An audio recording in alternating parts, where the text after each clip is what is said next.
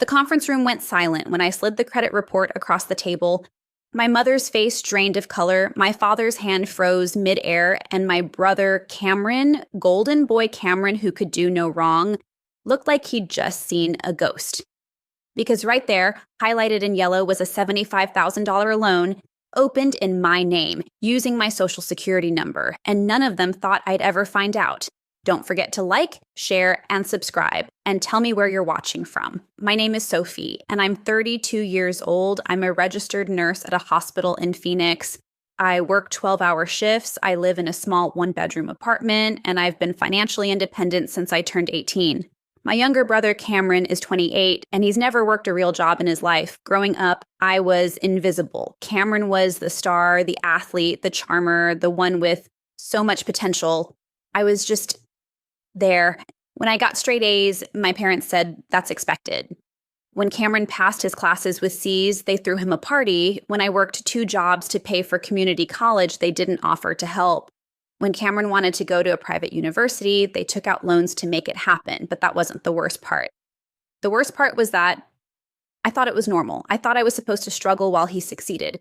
I thought that's just how families worked. Until 3 months ago, when I applied for a mortgage and got denied, I'd been saving for a house for 5 years, living below my means, skipping vacations, driving a car held together by duct tape and prayers. I finally had enough for a down payment, $25,000. I found a small house in a decent neighborhood, nothing fancy, 2 bedrooms, a little yard. It was perfect. I submitted my application and waited. 2 weeks later, I got a call from the loan officer. "Ms. Harrison, I'm afraid we can't approve your mortgage." My heart sank. Why not? "Your debt-to-income ratio is too high. You're currently carrying $75,000 in outstanding student loan debt." I froze. That's impossible. I didn't have student loans. I paid for school myself. According to our records, you have a federal student loan taken out in 2016. It's currently in default. My hands started shaking. There must be a mistake. "I'm looking at your credit report right now, Ms. Harrison. The loan is definitely under your social security number." I hung up and immediately pulled my credit report. There it was, a student loan for $75,000 taken out in May 2016 under my name, my social security number, for enrollment at Westmont University. I'd never attended Westmont University. I'd never even applied. But I knew someone who had. Cameron, he'd started there in fall 2016. My parents had been so proud. "He got in," my mom had cried. "Our boy's going to Westmont." I remembered the celebration dinner, the champagne, the toast to Cameron's future. I'd been working double shifts at the hospital that week, hadn't even been invited. I stared at the credit report. At the address listed for the loan, my parents' house, my stomach turned. I called the loan servicer immediately. "I need information about a loan under my social security number." The representative pulled up my account. "Yes, Ms. Harrison, this is a Parent Plus loan converted to a private student loan in 2016. Who applied for this loan?" "According to our records, you did. The application was submitted online with your social security number and verified with your date of birth and address." "What address?" She read off my parents' address. The address where I hadn't lived since I was 18. "Can you tell me when the last payment was made?" She paused. "There have been no payments made on this loan. It went into default in 2019. 3 years of unpaid debt on my credit report, in my name, for my brother's education." "I didn't take out this loan," I said, my voice shaking. "This is fraud." "If you believe this is fraud, you'll need to file a police report and send us documentation." A police report against my own family. I sat in my car outside the loan office for an hour, trying to process what I'd just learned. My parents had stolen my identity. They'd used my social security number to take out a loan for Cameron, and they'd let it default, destroying my credit. I didn't know then, but I was about to lose much more. I drove to my parents' house. It was a Tuesday afternoon. My dad would be at work, but my mom would be home. I knocked on the door. She answered with a smile. "Sophie, what a nice surprise." "We need to talk," I said. Her smile faltered. "About what?" "About the $75,000 loan you took out in my name." The color drained from her face. She let me in. We sat in the living room. The same living room where they'd celebrated Cameron's acceptance to Westmont. How did you find out? She asked quietly. I applied for a mortgage, got denied because I have a defaulted loan I never took out. She looked down at her hands. We were going to pay it back. It's been 6 years, Mom, and it's in default. Things have been tight. You destroyed my credit, I said, my voice rising. I can't buy a house. I can't get a car loan, all because you committed fraud. We didn't commit fraud, she said defensively. Your family. We just needed help with Cameron's tuition. So you stole my identity? She stood up. Don't be dramatic, Sophie. We did what we had to do. Cameron needed to go to college. So did I, but I had to pay for it myself. You were fine, she said dismissively. You always figured things out. Cameron needed more support. I stared at my mother, the woman who'd raised me, who'd fed me and clothed me and sent me to school, and who'd just admitted to stealing from me without a shred of remorse. I want you to pay off the loan, I said. She laughed. We don't have $75,000, Sophie. Then I'm filing a police report. Her face hardened. You wouldn't. Watch me. She reached out and touched my arm. For a moment, her face softened. Sophie, please, we're family. We made a mistake, but sending your father and me to jail won't fix anything.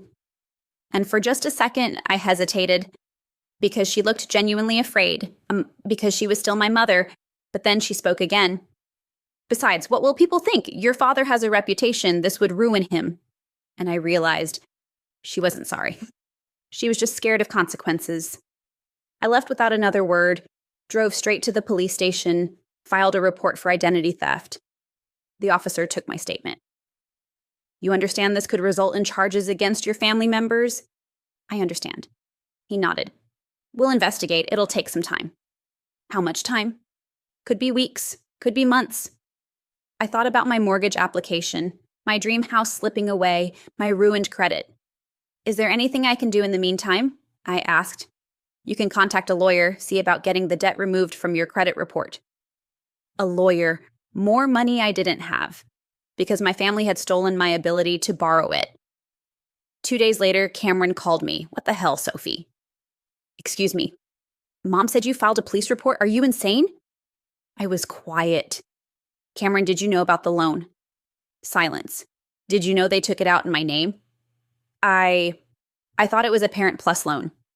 It's not. It's in my name, using my social security number, and it's destroyed my credit. He exhaled. Look, I didn't know all the details, but Mom and Dad said they'd handle it. They didn't handle it. They let it default for 3 years. So you're going to send them to jail? I'm going to hold them accountable. They're our parents. They're criminals, I said quietly, and I hung up. A week later, I got a call from a number I didn't recognize. Is this Sophie Harrison? Yes. This is Detective Maria Santos with the Phoenix PD. I'm investigating your identity theft report. My heart raced. Yes, Detective. I've reviewed your case. We have enough evidence to move forward with charges, but I wanted to give you an opportunity to resolve this civilly first. What does that mean? It means if your parents agree to pay restitution and the loan is satisfied, we can potentially avoid prosecution. I thought about it. How would that work? We'd set up a mediated meeting. You, your parents, a mediator, and myself. They'd agree to a payment plan and sign a legally binding agreement. If they default on the agreement, we proceed with charges. A meeting, face-to-face, with my parents and a detective. When? I asked. As soon as you're ready. I smiled for the first time in weeks. I'm ready. I had 3 days to prepare, 3 days to decide if I really wanted to do this, to confront my parents, to potentially send them to jail if they didn't cooperate. Part of me wanted to back out, to just take the debt, rebuild my credit slowly, move on. The easy way, the way that kept the peace. But another part of me was done. Done being the responsible one. Done cleaning up messes I didn't make. Done being invisible while Cameron got everything. I thought about walking away, about letting them off the hook, about being the bigger person. But then I remembered my credit report, the defaulted loan, the denied mortgage, 5 years of savings wasted because I couldn't qualify. And I remembered something else. The day before the meeting, I was going through old boxes in my closet looking for documents for my lawyer, and I found something. A folder, hidden in the back of a box labeled college stuff. Inside were financial aid documents and a snap from when I had applied to universities at 17. I'd been accepted to Arizona State with a partial scholarship. I'd planned to live on campus, take out small loans for the rest. But my parents had said no. "We can't afford it," my dad had said. "You'll have to go to community college." So I did. I worked full-time and went to school part-time. It took me 6 years to get my nursing degree, but looking at these documents now, I saw something I'd missed. A letter from ASU Financial Aid dated 2 weeks after I'd been denied by my parents. "Dear Mr. and Mrs. Harrison, thank you for your inquiry about Parent Plus loans for Sophie's attendance.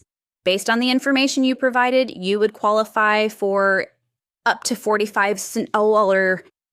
They'd inquired about loans for me, but never took them out, never told me they were an option. Instead, they told me to go to community college while they saved their borrowing power for Cameron. The truth hadn't even started revealing itself yet. I kept digging. In that same box, I found bank statements from an account I didn't recognize under my social security number from 2015, a savings account opened by my parents when I was 16, with deposits labeled Sophie graduation gifts and Sophie birthday money, over $12,000 from relatives, my part-time job, graduation gifts, money I thought had gone into a college fund my parents were managing. The last transaction was a withdrawal, May 2016, 12,000 circulars. Memo, transfer to Cameron tuition account. They hadn't just stolen my credit, they'd stolen my savings. Money given to me for my future. And they'd given it to Cameron. I sat on the floor of my closet, holding those bank statements, and I felt the ground drop beneath me. The conference room at the police station was small, beige walls, a long table, uncomfortable chairs. Detective Santos sat at the head. A mediator sat beside her. My lawyer sat next to me. My parents arrived 10 minutes late. My mother's eyes were red. My father looked angry. "Thank you for coming," Detective Santos said. "Let's begin." She laid out the situation, the loan, the fraud, the default. My parents sat silently. "Ms. Harrison has agreed to consider a civil resolution," the detective continued. "If you agree to pay restitution of $75,000 plus the additional $12,000 from the savings account and sign a legally binding payment plan, we can avoid criminal charges." My father's head snapped up. $87,000? We don't have that kind of money. "Then we proceed with charges," Detective Santos said calmly. My mother started crying. "Sophie, please, we're your parents. You can't do this." I looked at her. "You stole from me for 6 years, and you felt no remorse until you got caught. We were trying to help your brother. You were helping him at my expense." My voice cracked. "You took my identity, my savings, my future, and you didn't even tell me." My father stood up. "This is ridiculous. We're leaving." Detective Santos didn't move. "If you leave, Mr. Harrison, I'll have a warrant issued for your arrest within the hour." He froze. My lawyer slid a document across the table. "There's something else you should know." My parents looked at the paper.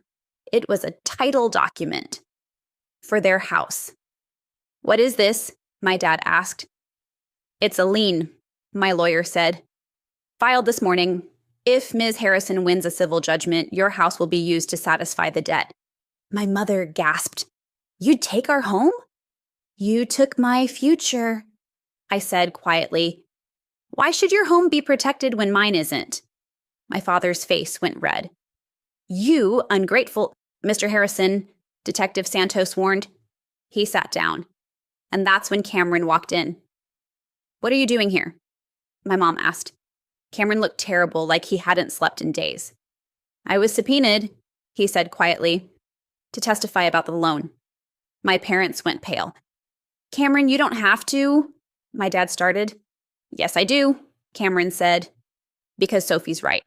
You guys messed up, and I can't keep pretending you didn't." He sat down next to Detective Santos. "I knew," he said. "Not at first. But by my sophomore year, I knew the loan wasn't a parent plus. Mom told me during an argument. She said Sophie wouldn't miss what she didn't know about. My mother looked stricken. Cameron, I should have said something. He continued, looking at me. I should have told you, but I was selfish. I didn't want to lose my tuition, so I stayed quiet. Tears rolled down his cheeks. I'm sorry, Sophie. I'm so sorry. I didn't know what to say. I'll testify, Cameron said to Detective Santos. Whatever you need, they need to make this right. My parents looked at their son like he'd just betrayed them, which I suppose he had. 2 hours later, we had an agreement. My parents would sell their house, use the proceeds to pay off the $75,000 loan, and return the $12,000 in savings, plus $10,000 for my legal fees and the mortgage application I'd lost. Total $97,000. They'd have 6 months to complete the sale. If they didn't, criminal charges would be filed. My mother signed the agreement with shaking hands. My father didn't look at me. Cameron signed as a witness, and just like that, it was done. My parents sold their house in 4 months, downsized to a small rental. They were furious. My mother called me once. I hope you're happy. You've destroyed this family. You destroyed it, I said. I'm just holding you accountable. And I hung up. Cameron reached out a few times, apologizing, trying to make amends. I wasn't ready to forgive him yet, but I appreciated that he'd told the truth when it mattered. The money was deposited into my account in early September, $97,000, every cent they'd stolen, plus damages. I paid off the fraudulent loan, hired a credit repair specialist. Within 6 months, my credit score had jumped 150 points. And last month, I closed on a house.